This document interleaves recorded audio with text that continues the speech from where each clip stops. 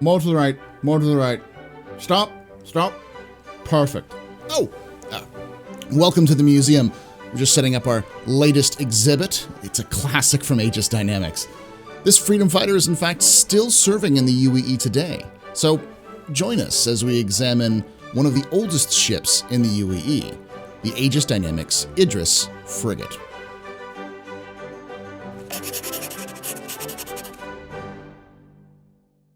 Welcome to the museum. This is a series where I break down the lore of items, vehicles, and ships in sci-fi universes. If you enjoy this, please like the video and be sure to leave any other questions you have in the comments below on your way out. Remember that the museum is supported by your generous donations on Patreon, so think of supporting us there to keep these coming. The Idris was born from the ashes of the First Tavarin War.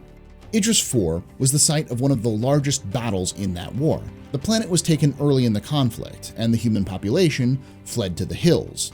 There, a leader emerged among the survivors, Rachel Locke. She had no prior military or leadership experience, but she rallied the refugees into a fighting force, calling themselves the Greys. She broadcasted a message of resistance and hope. That message became a rallying cry for humanity during the conflict. Humanity made this world what it is. If we walk away instead of fighting for it, then the Tavarin have already won. They'll push further into human space until all our planets and even Earth are subjugated.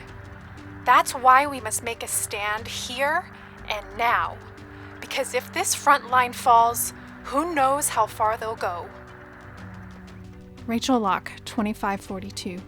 Locke and her Greys would help coordinate strikes against Tavarin facilities and gather information to send to UPE forces. It was their intelligence which enabled the invasion of Idris 4 itself in 2544, liberated by the tactical skill of one Ivar Messer, who owed the liberation to Aegis Dynamics and their Retaliator bombers. Towards the end of the war, in 2545, the then UPE Weapons Development Bureau, or WEPDEV, started development of a new ship. This ship's sole purpose was to be a long-range light patrol craft.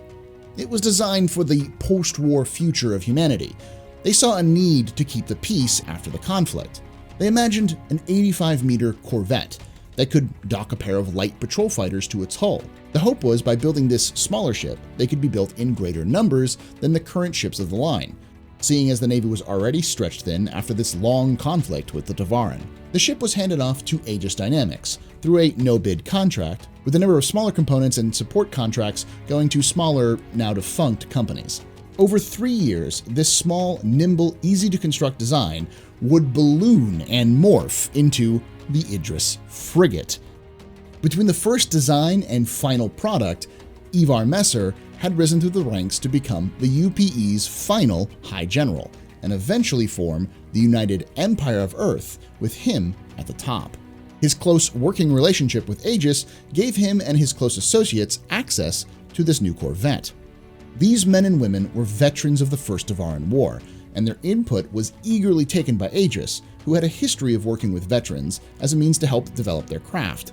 These veterans saw this ship as a means to project the power of humanity and to keep the peace in an empire where not everyone agreed with the actions of its leaders. It was to be a show of force against the UEE's enemies, both foreign and domestic. Nearing the completion of its design in 2549, it was decided that the first new ship class in the UEE fleet was to be named after the Battle of Idris 4. At the time, it was quickly becoming the mythological foundation for this new empire. Aegis Dynamics decided to go one step further and build the ships in new shipyards located on the planet of Locke, the new name of Idris 4 after the war. The new Aegis Dynamics Idris-class frigate was commissioned in 2551 in a ceremony at the newly constructed Locke shipyards, and was attended by Ivar Messer himself, who famously gave a speech to commemorate the event. Freedom comes at a cost of more than lives and credits. It requires commitment, dedication, and a willingness to do what's unpopular to accomplish what's right. It must be ready to crush any opposition that threatens it. With that last point in mind, I am pleased to unveil the latest capital ship from Aegis Dynamics, the Idris. It is the UEE's new definition of freedom fighter. Never again can we let humanity be made the victim. Let all who would dare become the enemy of our empire tremble as they hear of our victory in Idris and the ship that bears its name. The new Aegis factory had 6 berths to produce the frigate around the clock. The first 6 Idrises were all commissioned by May 2552 and began trials and their first patrol assignments later that year. With a maximum crew of 28 and a mass of almost 38,000 metric tons, the Idris is over 8 times the mass of a typical corvette, with almost 4 times the crew. With a length of over 242 meters, a height of 46 meters, and a width of 126 meters, she has a large cross-section. This allows for a fully functional flight deck, capable of supporting a variety of classes of fighters and bombers, and a spinal-mounted railgun. A year after the first launch of the Idris, there was a delay in production, as it was quickly realized that the ships were designed with a major flaw. They were particularly prone to fires. One of the first Idrises off the line, the UEES Ashton, had a fire break out that killed 17 starmen after it spread to the forward magazine. The aftermath prompted an 18-month review and redesign of the ship. The first 2 redesigned Idrises launched in 2555. Soon after, production continued on what was becoming known as the Flight II Idrises. These frigates quickly became a common sight around the Empire by the end of the 26th century. By August of 2587, the UEES Idris, the last remaining Flight I Idris, was decommissioned. It had over 43 tours and 9 combat stars. It remains today mothballed in dry dock at MacArthur Naval Station. There is often talk of retrofitting the aging hull to become a museum, highlighting the role of the military during the Meser era. The Flight II Idrises were built between 2560 and 2800 and had a 30-year operational lifespan. Most of these would return to lock after their service to be scrapped.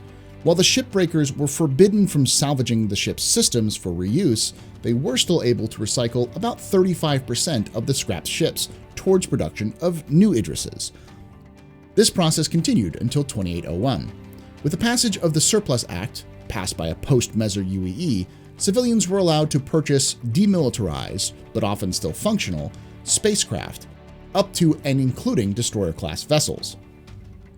In the case of the Idris, it required the removal of the spinal mount railgun and any military-grade sensors and computing before being sold. Ostensibly, this was done not as a means to sell military warships to civilians, but to give civilians access to military freighters during a time of transition after many heavy hauling ship manufacturers went out of business in the aftermath of the Meser regime. However, 20 years later, a combination of new technology and a loosening of restrictions on what they could keep on the ships and who they could sell the ships to started to change how these ships were built. New technology and an updated overhaul process doubled the lifespan of the typical Idris, effectively creating the Flight III Idrises. At the same time, in the post-Meser UEE, the government was relying more and more on local forces and private companies to keep the peace in the Empire. An Idris frigate with its flight deck and hull-cracking railgun made for an intimidating presence in any system. Thus, as restrictions were being lifted for military surplus, a wave of new buyers came in to buy the Idris. Some of the first Idrises to be purchased by civilians were 3 frigates called BX-214, BX-215, and BX-218. An aid organization acquired them in 2812 in response to a disaster in the Corral system. Unexpected solar activity had caused massive crop failures in the system over an 18-month stretch of time. The rugged Idris could weather those solar storms, and as such, their flight bays were converted into armored cargo bays to deliver aid supplies to the beleaguered people of the system. Another Idris modified by civilians was the Annex. Purchased by a historical salvage group in 2815, the Annex was an early Flight II series Idris. It was modified with a high-tech sensor package and a fleet of drones. Its main purpose was to find long-lost wrecks of historical importance to document and recover them. The Annex and her civilian crew were credited with many major discoveries of lost wrecks. One in particular was a Crusader Industries Genesis Starliner, thought to be destroyed in an accident. The Annex and her drones discovered the ship intact and were able to recover the vessel. One of the oddest repurposing of an Idris was the Home Force One. A fringe political group claimed ownership of a large asteroid in the Gauss system and called themselves the Free Republic of Lamia. The Home Force One was a military surplus Idris that had never had its weapons reinstalled. The Lamians used the unarmed ship in a number of political stunts to promote their cause, but within a year of the ship's purchase, they fell into bankruptcy, and the ship was eventually scuttled by the advocacy. By 2875, the demand for civilianized Idrises, combined with the longer lifespan of the Flight 3s, outstripped Aegis's ability to decommission existing ships. The result is arguably the Flight 4 series of Idrises, also known as the Idris Peacekeeper.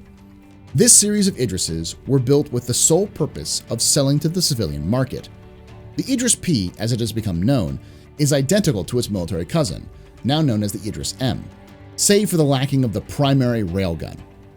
However, as with every Aegis ship, there is an aftermarket upgrade. This upgrade allows Peacekeeper owners to add a massive beam weapon to the front, which enthusiasts have dubbed the Idris K. Don't ask me what K stands for. I don't know. The Idris Bs are built to order for wealthy citizens, large corporations, and even militias to fulfill a variety of specific purposes. One of these ships was known as the Hainas Canard, an Idris P made into a luxury yacht by the eccentric weapons magnate Hayr Forsyth.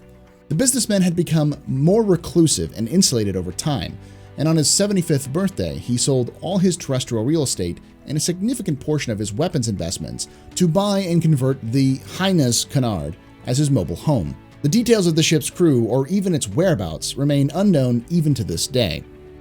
Long after the last member of the family that gave birth to it has faded into history, the Idris is being produced in greater numbers than ever before. The Aegis Dynamic shipyard on Locke has expanded to meet this demand, and it seems that this almost 500-year-old ship is going to remain as common a sight in the Empire as it was when it first launched. I want to thank you for coming to my museum. I want to thank my Patreons on the screen now for keeping the doors open. If you too want to see more exhibits like this in the future, consider becoming one yourself. Every little bit helps. Be sure to let me know what you think in the comments below, and as always, remember, Ex Historia ad Astra.